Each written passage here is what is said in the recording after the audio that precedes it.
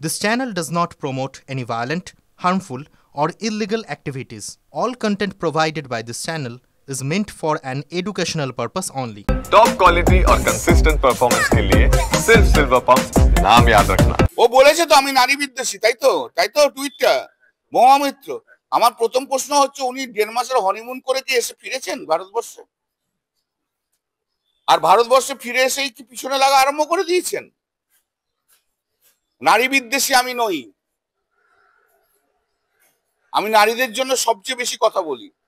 আর মহুয়া মৈত্র এতটাই নারী বিদ্বেষী যে কৃষ্ণনগর পার্লামেন্টে কোনো মহিলা কর্মী ভালো নেত্রী যারা তাদেরকে উঠতে দেয় না। আপনি আমাকে নারী বিদ্বেষী বলছেন? 40 বছরের বিয়ে ভাঙিয়ে সেই বউকে রেখে দিয়ে তারপর আপনি এসে আরেকটা বিয়ে করলেন। তা কোন নারীর বুকে আপনি আঘাত মারলেন নিজের স্বার্থের জন্য? আর আমি নারী বিদ্বেষী? আমি জানি আপনাকে কিছু মহিলা সাপোর্ট করবে, আর সেই সমস্ত মহিলাদের ক্ষেত্রে যদি একই ঘটনা ঘটে, 30 বছর বিয়ের করার পর তার স্বামীরা যদি ছেড়ে চলে যায়, তখন তারা কি বলবে? আমি নারী বিদ্বেষী আর আপনি কি ভাবতে পারেন? 40 বছর বিয়ে হয়ে গেছে, ডিভোর্স করিয়ে সেই মহিলা কোথায় যাবে বলুন তো আমাকে? তার ছেলে পুলে আছে, she is a greedy lady. নারী বিদ্বেষী আমি নারীদের শ্রদ্ধা করি, সম্মান করি। এটা আমার কনস্টিটিউশন কেন সারা পশ্চিম বাংলা জানে। আমি একটি নারী hater, that is Mahua Moitra. I hate her. এরা কবে রাজনীতি এসছে? এর শুরু কি?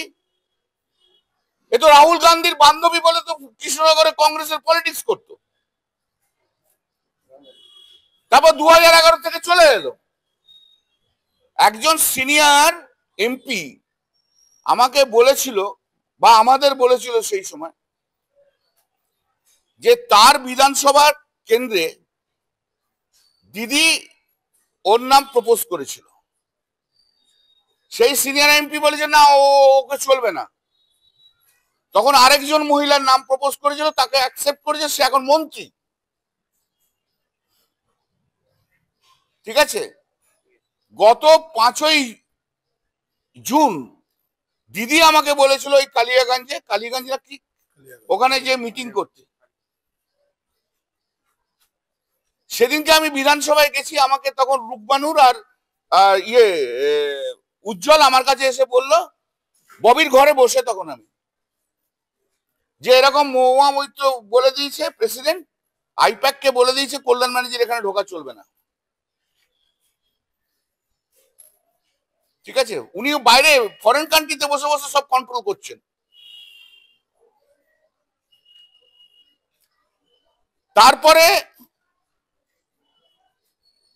আইপ্যাক বলেছে কল্যাণ ব্যানার্জিকে আনা যাবে না, যেহেতু আমি দিদিকে যে জিজ্ঞেস করলাম আপনি কি বারণ করেছেন, ওরা বলছে যে আপনি বারণ করেছেন। তখন দিদি প্রতীকজনকে ফোন করে, প্রতীকজন বলছে যে Mahua Moitra being a president, উনি বাধা দিচ্ছেন যে কল্যাণ ব্যানার্জি যাতে না যায়, এবং আমাদের ধারণা যে উনি কল্যাণ ব্যানার্জি যদি ওখানে যায় উনি স্যাবোটেজ করবেন। এই হচ্ছে মহুয়া মৈত্র।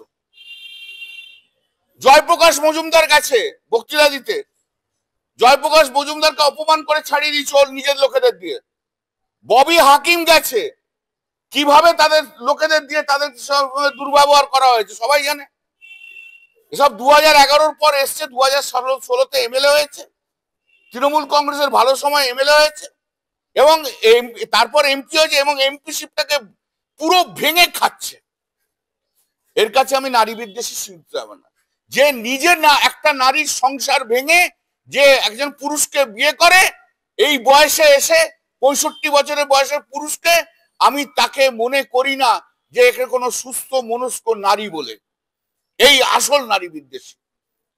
এই নারী বিদ্বেষী কথা বলে নিজের ফায়দা লুটতে চায়।